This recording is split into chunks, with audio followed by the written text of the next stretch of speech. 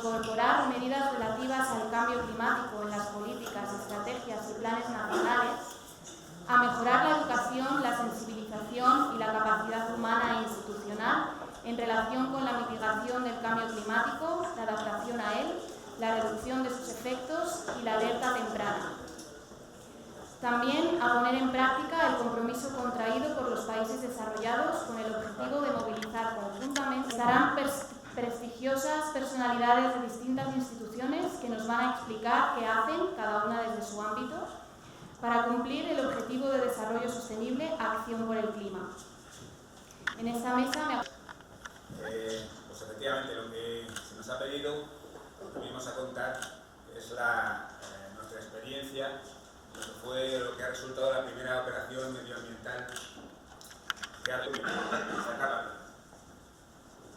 El segundo es el biológico, es introducir algún tipo de organismo que combata, que luche, que debilite la planta para poderla contener, lo cual es un método realmente peligroso porque no sabemos cuáles pueden ser las consecuencias a largo plazo. Y lo último es el químico, utilizar herbicidas. Esto es lo que se utiliza en Estados Unidos, pero en España, en Europa, esto está prohibido, con lo cual nos vamos al más costoso y el menos eficaz, la extracción mecánica. Para ello organizamos un dispositivo, una unidad, un paquete autosustentando con barreras. El río, como ya he dicho, la planta es flotante y se mueve, movida por la corriente, pero también curiosamente movida por el viento. Es decir, que cada vez que tenemos la planta concentrada para poderla sacar... Analiza distintos escenarios de cómo el cambio climático puede afectar a las personas que en el futuro necesiten ayuda humanitaria y qué costes puede acarrear esto. En las décadas que llevamos ya de debate sobre el cambio climático, durante mucho tiempo la atención ha estado muy centrada en una dimensión más científica, que era y sigue siendo necesaria, que es el cambio climático, cómo se comporta, las causas, las consecuencias y toda la sensibilización que ha sido necesaria para que se empiecen a adoptar medidas, y también en una dimensión más económica, ¿no? que tiene que ver con los modelos de producción, de consumo y qué cambios es necesario hacer. Para una organización como Cruz Roja, desde nuestra perspectiva comunitaria, una dimensión muy importante es qué consecuencias tiene para la gente, ¿no? Y afortunadamente, en el último año y medio, 2 años, se ha empezado a hablar mucho más de las consecuencias humanitarias del cambio climático. Este informe es una primera aproximación, porque es un tema bastante complejo, que se centra específicamente en las consecuencias que pueda tener en la ayuda humanitaria internacional. Hay muchas otras consecuencias para la gente, desde el punto de vista de los medios de vida y del bienestar.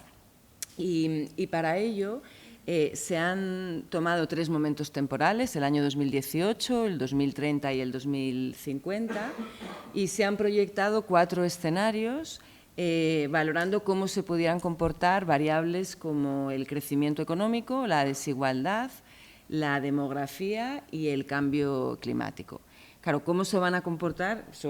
Es incierto. Como es incierto, no se puede pronosticar 100% cuáles van a ser las políticas públicas que se van a poner en marcha con relación a todas estas variables, o cómo la sociedad civil vamos a ser capaz de adaptar nuestros comportamientos para tomar acción sobre el clima. Por eso se han hecho 4 escenarios diferentes, desde el más optimista, que prevé que desde ya se reducen drásticamente las emisiones de efecto invernadero, que el crecimiento económico es mucho más inclusivo, que la población no crece en la misma tendencia que está creciendo hoy en día, hasta el escenario más pesimista, que es seguimos como estamos, o sea, seguimos creciendo en emisiones, la población mundial crece. Y en base a este escenario pesimista, la estimación es que en el año 2050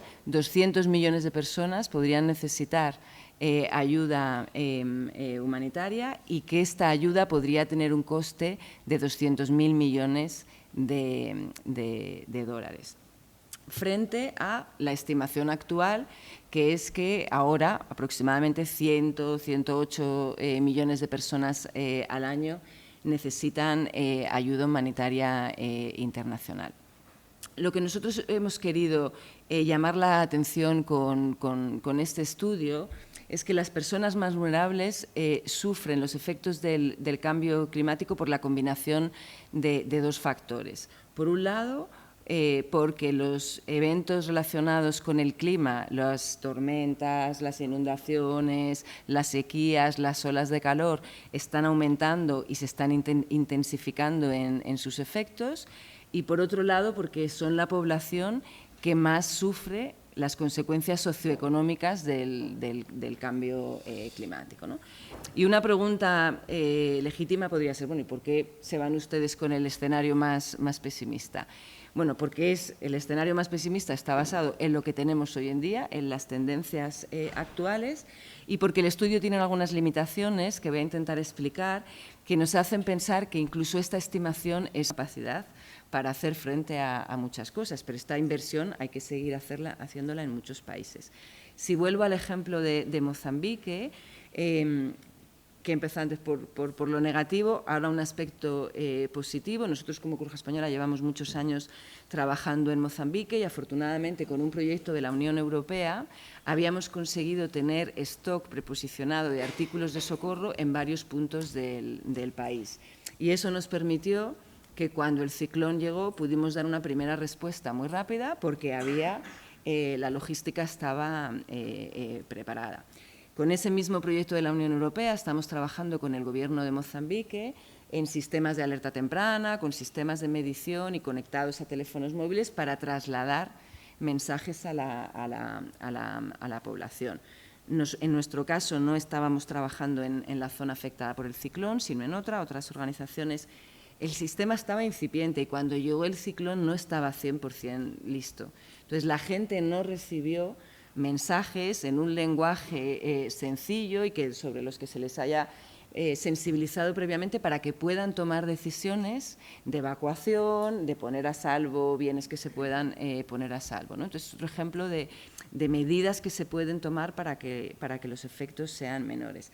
Esta foto, por ejemplo, es de Mongolia, donde la Cruz Roja de Mongolia en los años 2017 y 2018, basados en pronósticos meteorológicos, el Gobierno de Mongolia pudo anticipar que se avecinaba una temporada de invierno especialmente dura. Y desde antes que empezara la temporada se puso en marcha un programa para apoyar a 2.000 familias en darles tanto apoyo en efectivo como en... El sector empresarial, ¿qué está haciendo en relación con el cambio climático? Esta es la gran pregunta. ¿O qué debería de hacer el sector empresarial con el cambio climático? Bien entendido que además va a estar muy influido por lo que es un marco legal de obligado cumplimiento, en el cual hay una finalidad que es la tendencia a la descarbonización. Bien, yo algunas de las reflexiones que voy a hacer aquí son a título estrictamente científico y no como representante de una asociación que en España pues, está formada por 200 empresas. Sería, si no hemos hecho, digamos, la digestión de todo eso, sería muy valiente por mi parte hacerlo. Por lo tanto, es una reflexión a título personal y dada la diversidad de industrias, de empresas que hay en esta Asociación Española de Gerencia de Riesgos y Seguros. Me gustaría partir de una base y de qué bases de alguna forma partimos. Esto no admite retrasos. Señoras, señores, no podemos retrasarnos más. Es inminente. Los gases de efecto invernadero son responsables del cambio climático. Si sabemos la causa, una de las principales causas, debemos de operar sobre las acciones correctivas de esta cuestión. Y es que además el cambio climático basado en estos gases de efecto invernadero suponen riesgos personales, riesgos para las organizaciones y luego riesgos en el ámbito económico, político y social. Es decir, aquí puede generar mucha frustración si no se aborda convenientemente esta cuestión. Por lo tanto, revertir la situación actual es difícil, pero supone, en definitiva, un cambio de modelo económico. Y esto lo tienen que tener en cuenta todas las empresas. Deseamos todos promover el cambio y la transición a una economía respetuosa con el clima. Por lo tanto, esto es una tarea compleja, pero es una tarea compleja que no es imposible. Una tarea en la que nos hemos hecho toda la humanidad enormemente dependientes del uso de las consecuencias del CO2, del uso de determinados combustibles, y ahora lo que tenemos que llevar a cabo es un proceso de descarbonización para evitar esos repuntes que vemos en el gráfico.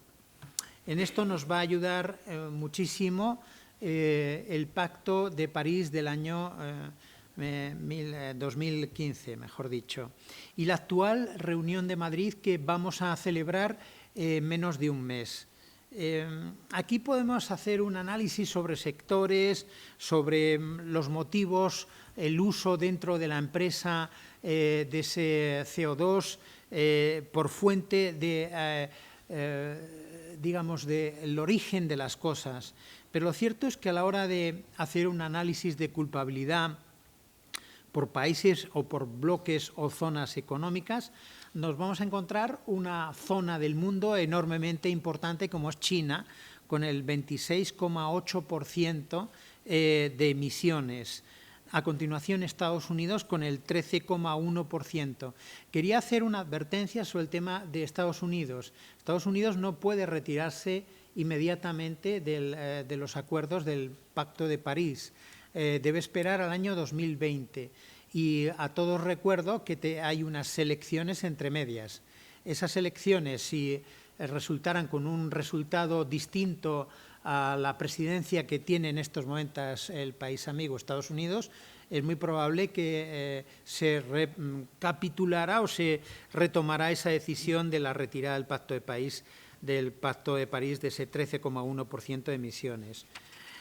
La Unión Europea, lo que es la parte de Unión Europea, supone el 9%, la India el 7% y el 4,6% sería Rusia. Todos esos bloques suponen el 60,4%. Respecto de las fuentes energéticas que están produciendo el impacto en el cambio climático, proceden en un 80% del uso del carbón y del petróleo. Y por sectores es la industria y el transporte lo que supone el 50% del total de ese impacto. Bien, estos son datos importantes que nos sitúan un poco ante la trascendencia que tiene lo que va a pasar en Madrid. Porque lo que va a pasar en Madrid es las acciones correctivas basadas en el Pacto de París del 2015, ratificado por España y prácticamente por 200 países, pero desde el punto de vista de su desarrollo reglamentario. Alguien dice, ¿cómo es posible que en Madrid seamos capaces de hacer esto en menos de un mes? No, es que llevan mucho tiempo los países llevando a cabo trabajos preparatorios de todo esto. Es decir, se va a venir con las tareas hechas, o eso esperamos. Es decir, nosotros vamos a dar ese músculo organizativo para, en definitiva, atemperar esa situación mundial. Pero me gustaría que todas ustedes tuvieran en cuenta un dato importante. Solo el 20% de los países están en la senda para cumplir el Acuerdo de París. Lo cual, ¿qué va a implicar? Pues va a implicar fundamentalmente que los recortes de la mayoría de los estados no son suficientes para combatir, está claro, solo hay un 20% trabajando sobre ello, y si miramos hacia España vamos a ver la cantidad de problemas que se nos plantean.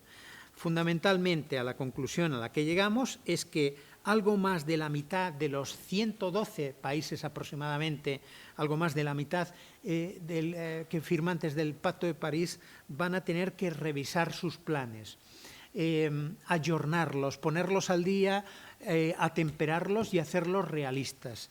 Y probablemente entre esos países se encuentra también España. Bien, breves reflexiones a lo que implica todo esto para en definitiva, la industria y las empresas. Fundamentalmente, ¿qué factores dependen de las emisiones humanas de gases de efecto invernadero? Pues son factores que afectan a la población, al comportamiento y el tamaño de la población, a la ubicación en qué ciudades va a haber esas concentraciones, al tipo de intensidad de la actividad económica, al estilo incluso de vida, al uso de la energía, al uso del suelo, a la tecnología y a la política climática. Factores complejos todos ellos que implican, primero, si esto es incuestionable hay que hacer algo para remediar los problemas de las proyecciones que hemos visto hasta el año 2100 con 3 escenarios distintos en los 2 primeros ponentes. Las emisiones humanas de gases de efecto invernadero han aumentado en esta era, desde la era preindustrial y fundamentalmente a partir de la mitad del siglo XX, lo cual implica un cambio en el clima que ha causado impactos en sistemas naturales y en humanos. Se habla de otra forma de ver. Me ha gustado muchísimo la intervención de esta mañana del presidente de la Agencia de Medio Ambiente, de Agencia, eso es, y que cuando decía, bueno, es que tenemos que tener una visión distinta, es decir, una visión por impacto. La visión por impacto nos hace revisar las cosas, quizá prescindiendo de algunos aspectos científicos, pero con enorme realismo. ¿Qué datos son los que tenemos? Tenemos que esperar 3 años para sacar conclusiones de las últimas tempestades que hemos tenido en la zona de Levante en España. No, tenemos que trabajar por ese impacto y probablemente cometamos errores en todo ello. Bien, en todo caso, parece claro que los acuerdos de París, y ese sería un poco el segundo punto importante a tener en cuenta, son acuerdos que van a tener esa necesidad de desarrollo reglamentario en Madrid, pero que vienen precedidos por un éxito. Quisiera animar a la audiencia. Acordémonos de Montreal y acordémonos de los gases CFC. ¿Hemos podido con ello? Pues de alguna manera sí. La industria ha evitado la creación de estos gases, el uso de, en definitiva, lo que serían esas neveras modernísimas, pero que generaban este tipo de gases, de esos sprays estupendísimos, de esos productos de la empresa DuPont. Bien, ¿quién lideró ese cambio? No olvidemos que los científicos hicieron mención a esa situación muchos años antes, pero tuvieron que venir 2 líderes mundiales a tomar riendas en el asunto, y fueron Margaret Thatcher y el presidente Reagan. Curiosamente, personas que en principio no se esperaba que fueran intervencionistas. Fueron los que propiciaron los acuerdos de Montreal y la erradicación de la utilización de este tipo de gases en la industria. Parecido pasó con el plomo en hidrocarburos, es decir, gasolina con plomo. Ya no hay gasolina, o no debe haber gasolina con plomo, ¿de acuerdo? Entonces, claro, tenemos que mirar a la Antártida, tenemos que mirar a Argentina, el cono sur. ¿Y qué ha pasado con el agujero de ozono? Ojo, el agujero de ozono va a permanecer hasta más allá del año 2060 y tiene efecto impacto este mismo verano. Ayer hablaba con uno de los pilotos de Perlan 2, vuelo sin motor por encima. Su intención era llegar a los 95.000 pies sin motor, obviamente con equipamiento de astronauta. Y me decían, no hemos podido batir el récord del año pasado porque, ¿sabes cuál era la temperatura del lugar donde estábamos? Dime, cuéntamela. Pues la temperatura era menos 10 grados centígrados a 55.000 pies. Digo, ¿cómo es posible? ¿Cuál sería la temperatura normal? La temperatura normal es menos 80 grados centígrados a esa altitud. Y ya había menos 10. Digo, ¿cuánto tiempo ha durado esa experiencia? Mira, esa experiencia la hemos monitorizado y se la hemos pasado a la NASA para que tengan esa información, porque tienen que trabajar sobre ello. Es decir, la capa de ozono en esa zona del mundo está dañada, ¿de acuerdo? Y el problema está ahí, como el problema estará en su día cuando se proceda al mejor de los escenarios de la descarbonización. Por lo tanto, experiencias con éxito, pero experiencias de las que tenemos que sacar lecciones. Bien, desde el punto de vista en las que se debería actuar de manera cooperativa para mejorar la comprensión, las medidas y el apoyo desde el punto de vista empresarial, podrían incluir, lo dice el pacto de forma expresa en su artículo 5, las leo: alerta temprana, situaciones de emergencia, evolución lenta, pérdida de daños permanentes e irreversibles, y me paro en evaluación y gestión integral del riesgo, es el apartado E, y el F, servicios de seguros de riesgos. Aplaudo al consorcio, aplaudo a München, a la Suiza de Reaseguros, aplaudo a tantas y tantas entidades aseguradoras que están diciendo: mi compromiso de responsabilidad social corporativa no pasa por asegurar una casa que sé que es perfectamente inundable, que está en una riera que tarde o temprano se va a inundar, en un pueblo que es inundable. Cuidado. Entonces aquí ya la cosa cambia.